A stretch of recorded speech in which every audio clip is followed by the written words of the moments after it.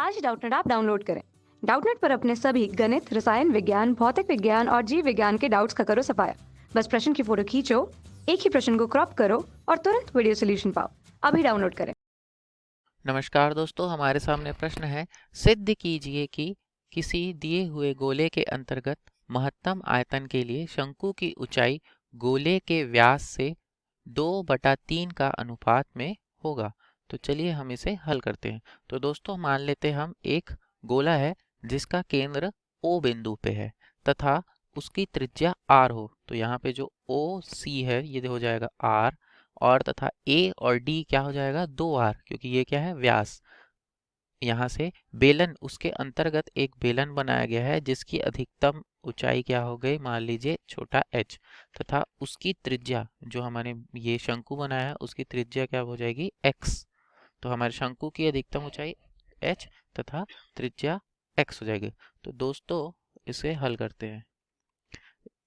तो यहाँ पर ज्यामिति के नियम से हम जानते हैं कि कभी भी कोई दो व्यास एक दूसरे को काटते हैं तो दोनों के बीच में अनुपात समान होते हैं। तो यहाँ से बीई गुणा,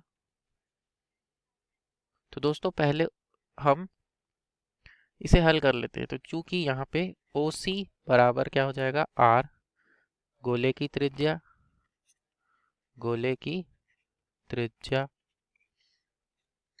OC बराबर R, गोले की त्रिज्या, AD गोले का व्यास हो जाएगा, व्यास हो जाएगा 2R व्यास।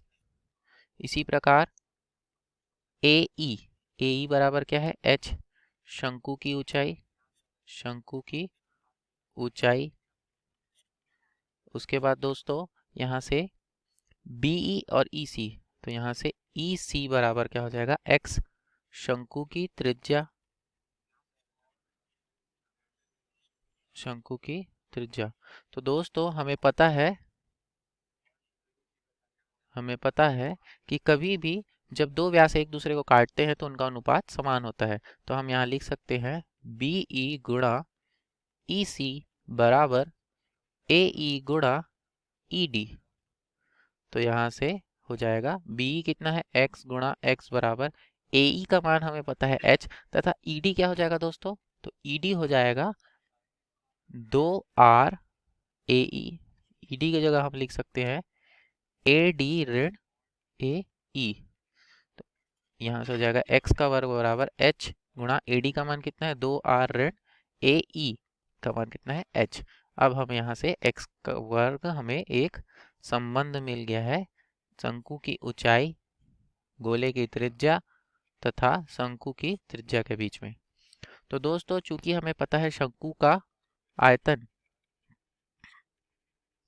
शंकु का आयतन का सूत्र क्या होता है दोस्तों, ये होता है 1/3 पाई r की, पाई उसकी त्रिज्या का वर्ग गुणा शंकु की ऊंचाई।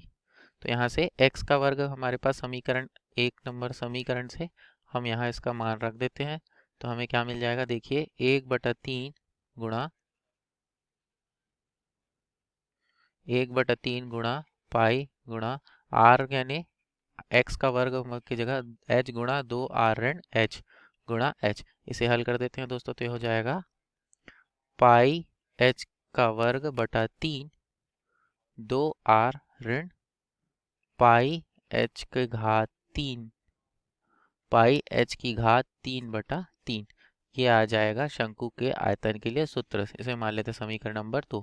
इस समीकरण नंबर 2 को इस समीकरण नंबर 2 को h के सापेक्ष अवकलन करने पर क्या हो जाएगा, dv बटा dh बराबर, ये हो जाएगा 2 पाई 2 दूनी 4, 4 पाई r h बटा 3 ऋण ऋण 3 पाई h का वर्ग बटा 3। तो दोस्तों हमें पता है कि कभी भी अधिकतम या न्यूनतम आयतन, किसी भी अधिकतम या न्यूनतम के लिए उसके प्रथम अवकलन का मान 0 के बराबर होना चाहिए, उससे हमें बिंदु मिलते हैं। तो ये हो जाएगा dv बटा dh बराबर 0 रखने पर तो क्या हो जाएगा 4 पाई 4 पाई आर बट एच बटा 3 बराबर 3 पाई एच का वर्ग बटा 3। इसे हल करने से क्या हो जाएगा, इसे हल कर देते हैं दोस्तों। ये हो जाएगा पाई से पाई कट गया, 3 से 3 कट गया, यहाँ से आ जाएगा 2 आर बटा 3, 2 आर बटा 3 गुणा 2, यहाँ से जाएगा 4 आर बटा 3, एच भी एक एच कट जाएगा, यहाँ से एच का वर्ग सिर्फ एच बचेगा, तो यहाँ बचेगा एच बराबर 4 आर बटा 3।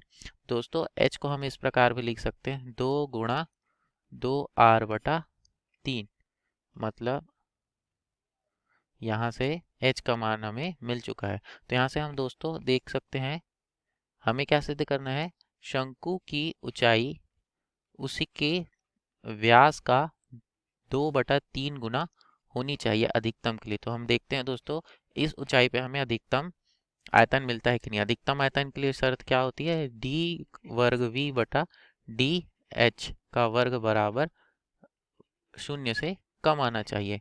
तो इस कितने ऊंचाई पर, आर एच बराबर 4 आर बटा 3 पे, तो हमारा जो जो हमारा आयतन है वह अधिकतम होगा। तो हम इसे लगाकर हमारे शर्त का संतुष्ट करते हैं। देखते हैं दोस्तों हमारे पास क्या आता है। तो ये आ जाएगा 4 पाई आर बटा 3 ऋण 3 दूनी 6 पाई एच बटा 3। यह आ जाएगा हमारा दूसरा अवकलन आयतन का। इसका मान कितना आएगा दोस्तों, यदि h बराबर 4 r/3 हो तो 4 बराबर 3 हो तो कितना आ जाएगा मान, देखते हैं।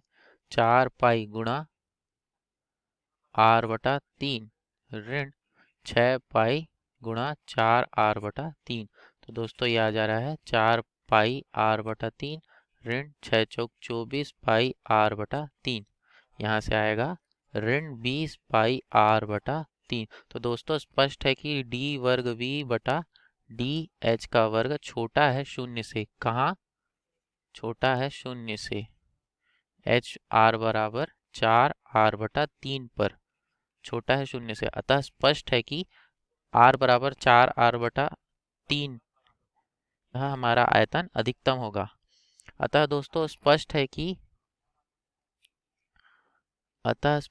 अधिकतम आयतन के लिए अधिकतम आयतन के